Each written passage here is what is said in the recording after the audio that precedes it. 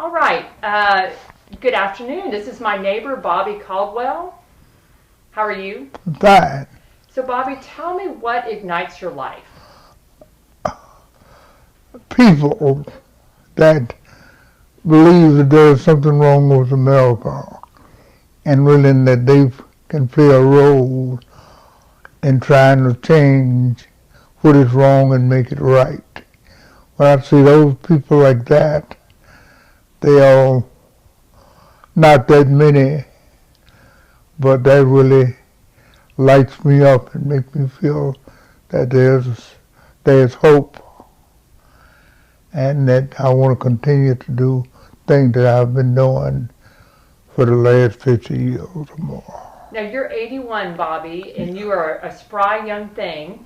You've been practicing law for a long time, and you said you've been an activist most of your life. Is that right? Yes, yes.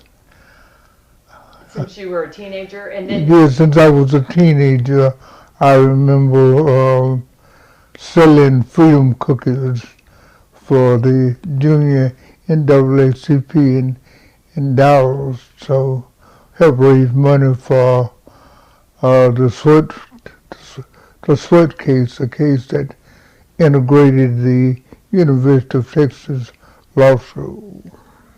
And you live in my neighborhood. You married a white woman, and you guys are so inspiring because you helped get Black history on the curriculum in schools. Yes, yes.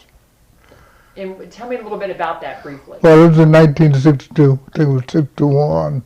The NAACP started the movement to get Black history in the Houston Independent School District. The board refused, and Reverend Sanderson Davis, head of the NAACP, called for a picket of this school board administrators. And I was attorney at that time for SNCC, and the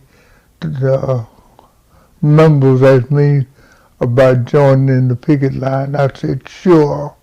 So we made signs and joined them on the first day.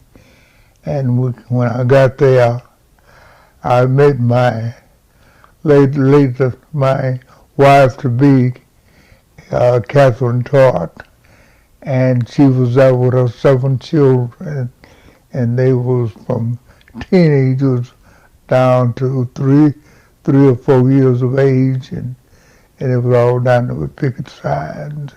And we picketed the whole summer, not with the children, but we did picket the school board, and then we started picketing the offices of the individual trustees that was opposing the granting the right to have Black history in schools, and we did that for the whole summer. And the reason I mentioned that Kathy's white, because that's really not that important, but that I think that you guys together became quite a force because you could work on both sides, right? Yes, yes. Yeah, you were stronger that way. Well, I don't say that we were stronger.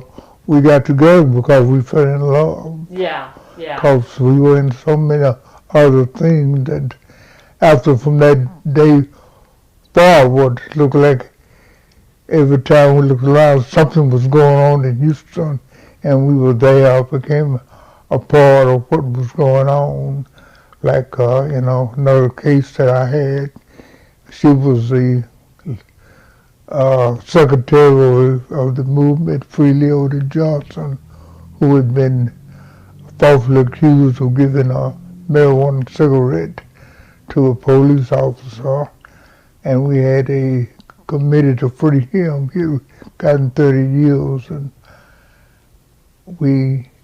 she was part of that. Well, and you're a lawyer, so you've seen a lot over your years. And what I'm going to do is a longer interview with you because you've got a lot of stories.